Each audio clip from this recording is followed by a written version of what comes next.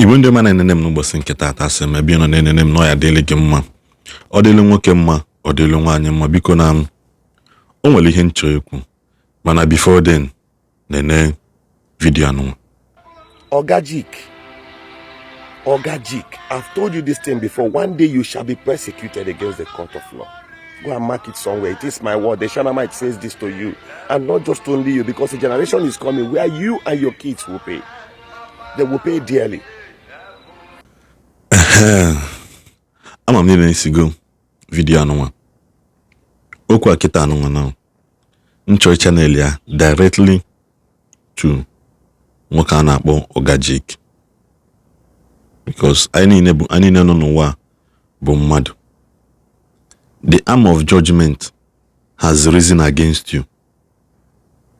The arm of judgment has risen against you. One. Oh, he can say, Madiha. Don't worry, cool it down, I'm coming. The arm of judgment arises against you, both by human being and by spirits, forces that you can barely see. Human powers, buna, that you cannot see.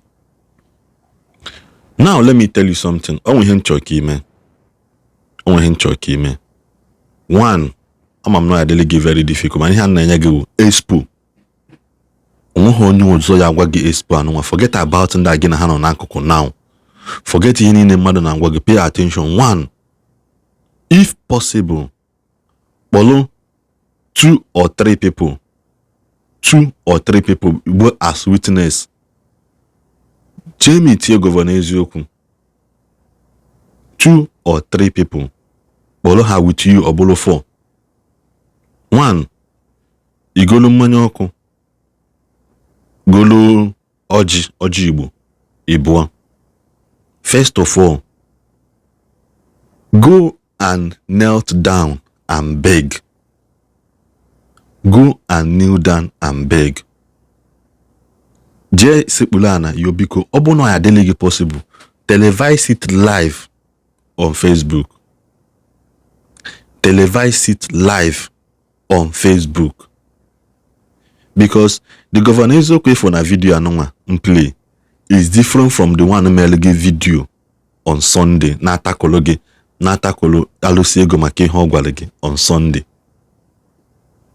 That governor is okay video anonga is different, all the same person, but he is different. I know what I'm saying. Onya nonye me video mbosoka aburufu onye. If possible, televise it on Facebook. He may not like it, but let me tell you something that will happen to you. One, ndị mmadụ ya akpọghị. People will say na nka anụnwa na onwe Ogajik ime a. Ka ngwakwa gị bezo ihe beziokwu. Mmadụ being sorry in the midst of a strange hand of judgment that have risen against you. Onwe eme mmadụ kajie ya aka. One, that hand will not come down heavy on you. Or man come down heavy on you. Somebody being sorry, secondly, is not an act of weakness. Oburo act of weakness. Go and ask anybody. But no pride in mother mego mother. Mother be hona kwesirema because onya refused to say I am sorry. It's not sorry. Sorry alone does not stop it. Say, I am sorry. Admit the fact that all giwa. But the person they very that sorry, they very sorry. I know some people have for this video very na video bumpale and know you that too gugi. He made this thing now gwalegi. Can you get 3 things that will happen to you? Number one, Jik. You think you don't need matter go mad. He made this thing. The kind of people that will rally around you again, the kind of men around you are surprised in the kind of people around you, the kind of support you with. 2, you think you've seen money. You think you've seen money. In the midst of darkness comes light. You think you've seen money. He made this thing, the kind of money you will make. the kind of second chance you have and the money you make. Yes, no. Or word. Thirdly, forget about the rest here, Megan. People will leave you, but the people you are not with you now. You are not with you now. Manana, if you can do this, if this person can do this, which means if this the third thing you're making, the kind of people you are not around you and the people that will leave you, you are the difference between Egbe and Egbe.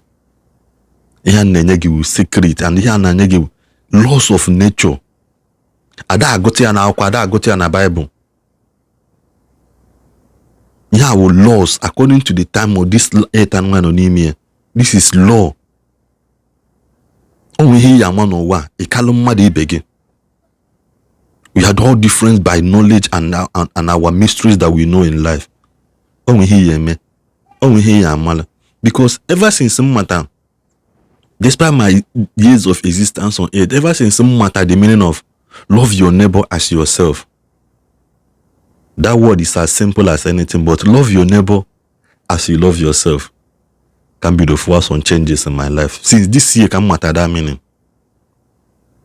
The thing will draw me back to the history of Adeboyengo. Many years ago, the highest word on crusade that changed the nature of Lagos State. Crusade.